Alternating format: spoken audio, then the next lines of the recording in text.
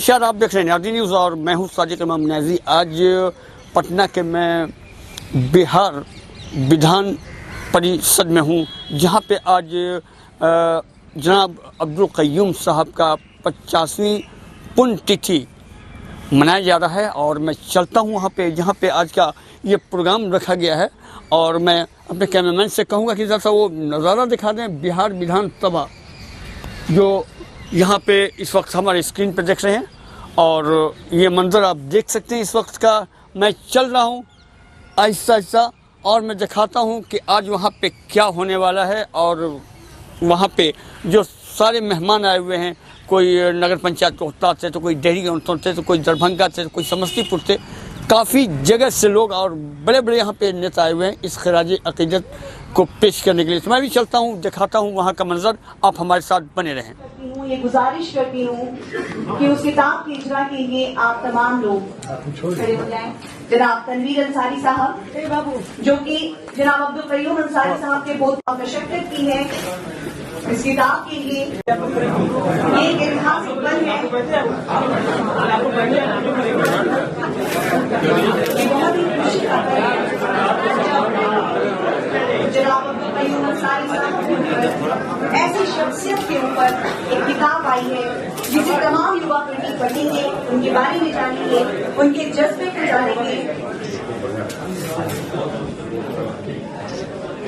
जनाब अब्दुल क़य्यूम अंसारी एक ऐसी शख्सियत जिसपे जनाब अंसारी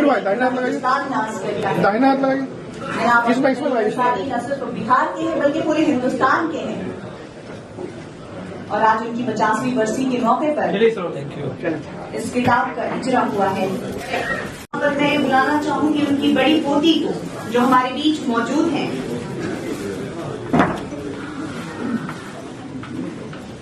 हमारे दादा मरहूम जनाब अब्दुल क़य्यूम अंसारी साहब आज हमारे बीच नहीं है। आज हम लोग उनकी आज अकीदत पेश करने के लिए हम सब यहाँ पे मौजूद हैं। नहीं कहना है, मैं कुछ आपसे कुछ कहना चाहूंगी कि मैं बहुत खुश नसीब हूँ कि मैं उस खानदान से हूँ, अब्दुल क़य्यूम अंसारी साहब के इस खानदान से, जिन्होंने अंग्रेजों के खिलाफत आंदोलन में सक्रिय रूप से भाग लिया। इसके बाद गांधी जी के आह्वान पर बिहार राज्य से असहयोग आंदोलन का नेतृत्व किया। अब्दुल क़य्यूम अंसारी साहब ने साइमन कमीशन के भारत आगमन पर जमकर विरोध किया। उन्होंने मोमिन आंदोलन की शुरुआत की। बिहार सरकार में थे जो मोमिन मंत्री जिनको बनाया गया। 1953 में उन्होंने all India backward classes commission का गठन किया, जो उल्लेखनीय है कि जो वाकई एक बहुत बड़ा कदम था और जिसकी वजह से ये पूरा देश उनको जानता है। और अब हम क्या कहें? Thank you so much, thank you so much. पहली बार हम आप सबको संबोधित कर रहे थे, मुझे ज्यादा नहीं पता मुझे क्या कहना। Thank you so much. माशाल्लाह, बहुत खूब। मुझे हैरत, बल्कि हैरत नहीं होनी चाहिए, क्योंकि हमारे बीच बहुत से ऐसे लोग हैं और हर के दिल में ये जज्बा है कि वो जनाब अब्दुल क़य्यूम अंसारी के बारे में बोले। वो शख्सियत है ही ऐसी। ऐसे में हमारे बीच सिराजुद्दीन अंसारी साहब मौजूद हैं, वो भी अपने जज्बात हमारे साथ शेयर करना चाहते हैं। अपना नाम न लेकर सीधे मैं विषय पर डॉक्टर लोहिया की किताब का कहीं जिक्र करते हुए कहा कि अगर पिछड़े लोगों की मदद ली गई होती, उनकी बात सुनी गई होती, तो देश का विभाजन नहीं होता। है जिनकी बात नहीं सुनी गई। अब्दुल क़य्यूम अंसारी साहब ने पुरजोर ढंग से द्विराष्ट्र सिस्टम का विरोध किया था। नज्म का उन्वान है वो जिंदा है, कहाँ ढूंढते हो नहीं आज मिलने को क़य्यूम। ये माना वो नजरों से ओझल है सबके, ये माना वो नजरों से ओझल है सबके। ये माना अदब में मिले हैं वो रब से, ये माना वो नजरों से ओझल है सबके। ये माना अदब में मिले हैं वो रब से। मगर कह रही है ये तहरीर उनकी, मगर कह रही है ये तहरीर उनकी। वो जिंदा है दिलों में सबकी, वो जिंदा है दिलों में सबकी। बहुत बहुत शुक्रिया। एक ऐसे शख्सियत के लिए आए जो जिनके कारनामे जब तक सूरज चांद रहेगा, अब्दुल कयूम तेरा नाम रहेगा। क्योंकि कुछ लोगों ने शेर पढ़ा, बड़ी मजबूती से शेर पढ़ा, लेकिन कहा कयूम अंसारी। मैं कहूंगा अब्दुल कयूम अंसारी, क्योंकि अल्लाह का नाम कयूम है, उसके साथ अब्दुल लगाना जरूरी होता है। इसलिए जो शायर लोगों ने कयूम अंसारी के बारे में लिखा, they should recite Abdul Qayyum Ansari. बहुत बहुत धन्यवाद। हमारे बीच आए हैं तोराब नियाजी। हैरत है तालीम और तरक्की में है पीछे, जिस कौम का आगाज ही इकरा से हुआ हो। और इज्जत मुआब आज के प्रोग्राम की अध्यक्षता कर रहे और मुल्क के लिए अपना सब कुछ निछावर करने वाले अब्दुल कयूम साहब के साहबजादे, हमारे गार्जियन, मेहमान खुसूसी भारत सरकार में माननीय मंत्री श्री संजय पासवान जी, तनवीर भैया और मौजूद तमाम लोगों को मेरा प्यार भरा सलाम। यकीनन आज 50 साल बाद उनकी जयंती पे अगर ये डिस्कस करना पड़ रहा है, जैसे अल्लामा इकबाल की जो फिक्र थी कि हैरत है तालीम और तरक्की में है पीछे, जिस कौम का आगाज ही इकरा से हुआ हो। लफ्ज इकरा का मीनिंग समझने में ये कौम 1400 साल पीछे आज भी है। घर से, हमारे मुआशरे से, हमारे मुल्क से कोई कामयाब हुआ तो हमेशा से हमने उनको कुछ न कुछ बताया। महात्मा गांधी की बात की जाए, अल्लामा इकबाल की बात की जाए, उनसे कभी ऊंच नीच की दीवार खड़ी की।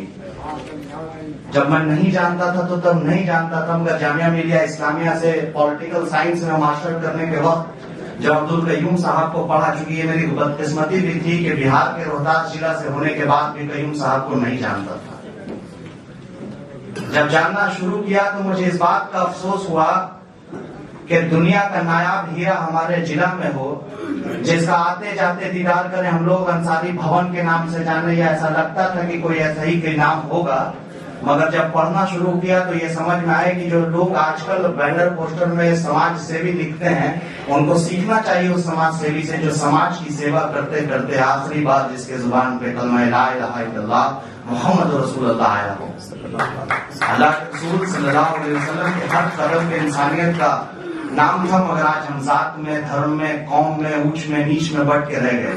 एक छोटा सा एक्सपेरिमेंट किया था हमने नगर पंचायत रोहतास के चुनाव में, खिदमत खल्क का। उसका बदला ये मिला कि जिस जगह पर, जिस नफरत के माहौल में, जहाँ की फिजाओं में तिल तिल नफरत घोला जा रहा था, जहाँ से मुस्लिम को 12 वोट हिंदू का लेना मुश्किल था, वहाँ 1200 से ज्यादा हिंदुओं ने एक तरफा वोट देके विश्वास जताया था कि चाहे किसी कौम का, किसी समाज का कोई बच्चा अगर खिदमत के नाम पे आएगा तो हम सब कलेजे का टुकड़ा निकाल के रख देंगे। ये वोट क्या चीज है। हमारी कमी यह है कि हम कोशिश ही नहीं करते कि आगे बढ़ा जाए। हम पहले एक लकीर खींच लेते हैं कि हमें इन पठानों की राजनीति करनी है, हमें अंसारियों की राजनीति करनी है, हमें हिंदू की राजनीति करनी है, हमें मुस्लिम की राजनीति करनी है। अभी एक साहब कह रहे थे, मैं दिल से मुबारकबाद देता हूँ माननीय प्रधानमंत्री श्री नरेंद्र मोदी जी को।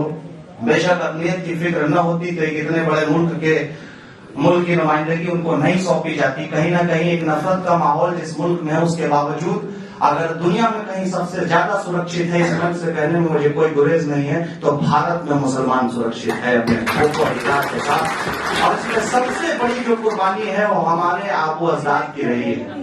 बेशक अगर तुराब कुछ बोल रहा है तो ये एहसान है अब्दुल कयूम अंसारी साहब या उन जैसे उन लोगों का जिन्होंने हमें जुबान दी, जो हमें अधिकार दिया। एहसान है हम पे बाबा भीमराव अम्बेडकर के उस संविधान का जो आज हम बोल रहे हैं, आज हम लिख रहे हैं, हम आज खुल के बोल रहे हैं। वरना जिस दौर में अब्दुल कयूम साहब जैसे लोग संघर्ष कर रहे थे, वहां बोलने पर पाबंदी थी, बड़ी यातनाएं दी गई, जेल में बंद किया गया, तरह तरह से बदनाम किया गया। लेकिन उस वक्त वो ईमान की हिम्मत और संविधान की ताकत और मुल्क से प्रेम का वो जज्बा था हमारे जिला के उस नायाब हीरे में, जिसने सिर्फ मुल्क ही नहीं पूरी दुनिया में अपनी एक अलग पहचान बनाई है।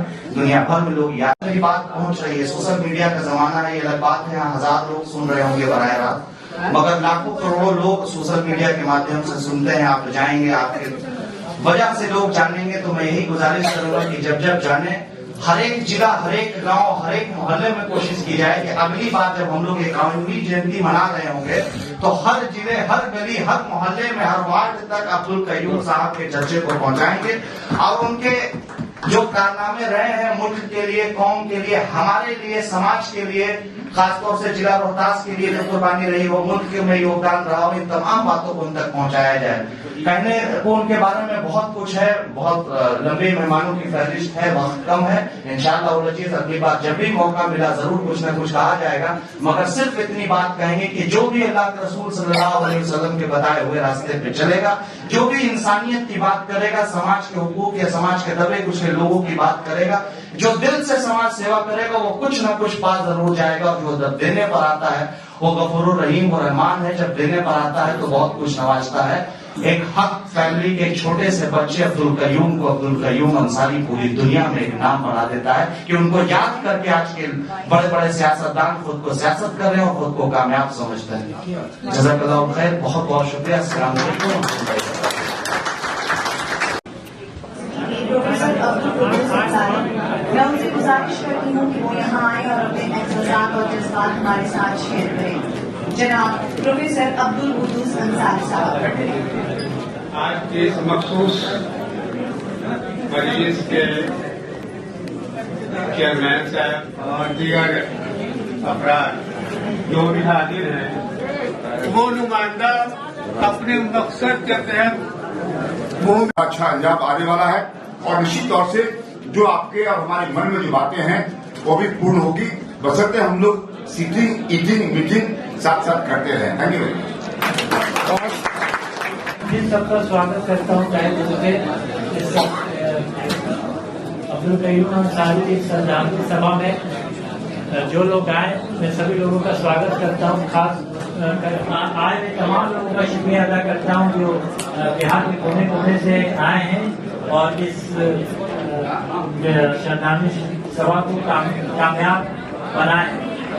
सब लोगों ने दादा के बारे में बात की और कुछ लोगों ने बात की श्रद्धांजलि सभा की। तभी मैं एक बात कहना चाहूँगा कि संजय का है और हिंदू का जो एक तबका है, सब एक साथ आ जाए तो हिंदू मुस्लिम का तबका तो साथ आ ही सकता है, इसमें कोई दो राय नहीं है। पर 341 एक ऐसा मसला है जो हम लोग पे धार्मिक प्रतिबंध लगा हुआ है, उसका फायदा हम लोग को नहीं मिल पाता।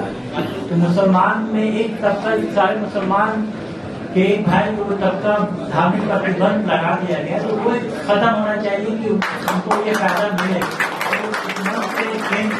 मंत्री भी रह चुके हैं, उनकी सरकार भी है, प्रमोद जी भी है, तो मैं ये चाहूंगा कि भाई वो तनवीर अंसारी जिंदाबाद, तनवीर अंसारी जिंदाबाद, अब्दुल कयूम अंसारी अमर रहे।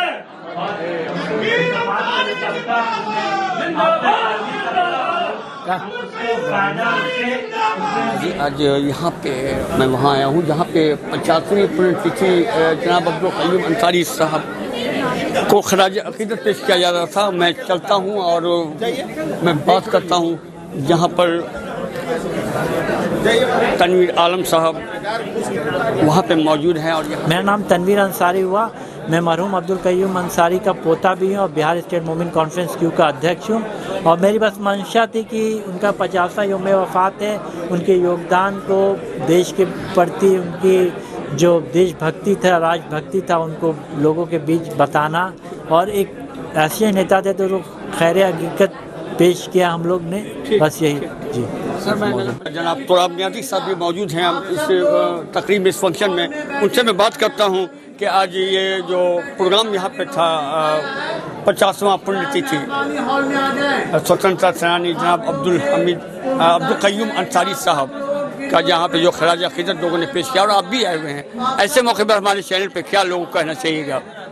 ये हमारे खुशनसीबी है कि अब्दुल कयूम साहब पे कुछ कहने का शर्फ हासिल हुआ और हम बस इतना ही कहेंगे कि कुछ लोग जो अब्दुल कयूम साहब को किसी जात में, किसी कौम में, किसी क्षेत्र में बांटते हैं, उनको अक्ल के पर्दे से एक परत हटानी चाहिए और उनके बारे में पढ़ना चाहिए। ये वो अब्दुल कयूम है कि जिस वक्त मुल्क को बांटने की बात हो रही थी कौम के नाम पे, उस वक्त आवाज़ लगाने में 3 लोग जब सबसे आगे आए थे तो उसमें एक बड़ा नाम था। चाहे वो बेशक जाकिर हुसैन साहब की कुर्बानी भूली नहीं जाती है, जिस वक्त दिल्ली के जामे मस्जिद से खड़े होकर कहा था कि ऐ मेरे कौम के लोगों समझो। जैसे एक बात समझ लेनी चाहिए कि अल्लामा इकबाल ने कहा था कि हैरत है तालीम व तरक्की में हम पीछे, जिस कौम का आगाज़ ही इकरा से हुआ हो। जब बात पढ़ने के ताल्लुक से होती है, जब मेरा रब हुक्म करता है पढ़ने का, उस वक्त हम लोग जात में, जमात में, क्षेत्र में बंटते हैं। कई लोग ये कहेंगे कि तुराब नियाज़ी पठान होकर अंसारी की बात कर रहा है। उनको एक बात ये बताइए कि ना मैं अंसारी की बात कर रहा हूँ, मैं तो बात करता हूँ बाबा भीमराव अम्बेडकर की। वो ज़ात से कुछ भी हो सकते हैं, लेकिन ये सच्चाई है कि बाबा भीमराव अम्बेडकर का एहसान हमारे कंधों पर है। तो इसको आइए यहाँ पे जो इस प्रोग्राम का जो सारा निज़ामत जिन्होंने किया है, मैं चाहूँगा कि निज़ामत जो कर रही थी मैं उनसे बात करूँ। जी माशाल्लाह अल्हम्दुलिल्लाह, आपने निज़ामत बहुत अच्छा किया, बहुत अच्छा किया। और पहले मेरे दर्शकों को, मेरे देखने वाले को ज़रा अपना नाम बता दे प्लीज। मेरा नाम शादमा हसन है जी। इस मौके पर आप क्या कहिए जो खराज अक़ीदत लोगों ने पेश किया है? बिल्कुल इस तरह का जो ऑर्गेनाइज हुआ है, आज 50वीं बरसी है अब्दुल क़य्यूम अंसारी साहब की। इस मौके पर जब लोग एक हुए हैं और बार बार लोगों को एक होने की जो अपील की गई, तो मैं यही कहना चाहूँगी, आपके जो दर्शक देख रहे हैं हमें, उनसे भी यही कहना चाहूँगी कि सिर्फ एक कौम एक नहीं हो, एक तबका एक नहीं हो, बल्कि पूरा हिंदुस्तान एक हो। और यही हमारे जो फ्रीडम फाइटर्स थे उनका सपना था, और ये मेरा भी सपना है। ये हमारे जो बुज़ुर्गों ने उस वक्त सपना देखा था, उनका वो सपना पूरा हो, और इसमें ख़ासकर युवा पीढ़ी को आगे आने की ज़रूरत है। एक्चुअली मेरे जो दादा हैं वो भी शायर थे, वो भी लिखते थे, सैयद नसीरुद्दीन। हम लोग के जो ग्रैंड पेरेंट्स हैं, मेरे पापा सासाराम से, इत्तेफाक की बात है रोहतास ज़िला हुआ। मैं भी रोहतास का रहने वाला हूं। अच्छा, और इत्तेफाक की बात की, अब्दुल क़य्यूम अंसारी साहब भी रोहतास से ही बिलोंग करते हैं, तो मेरा भी जो कनेक्शन है वो सासाराम से है फ़िलहाल। लेकिन मेरा जन्म, मेरी पैदाइश पटना में ही हुई है, मैं पटना की ही हूँ, और यही चाहूँगी कि सिर्फ पटना नहीं, बिहार नहीं, बल्कि पूरे हिंदुस्तान के लोग एक हो जाएं। बहुत शुक्रिया आपका। ये आज की निज़ामत फरमा रही थी, और इनकी बातों को मैंने कोशिश किया था कि 2-3 लफ्ज़ों में, 2-3 शॉट में मैं सुनाऊँ। और यहाँ का जो मंजर आप देख रहे थे, निज़ामत करने वाले का बहुत बड़ा करामत होता है, और ये तो बाकी, और सारा प्रोग्राम का दारोमदार उस निज़ामत करने वाले पे होता है।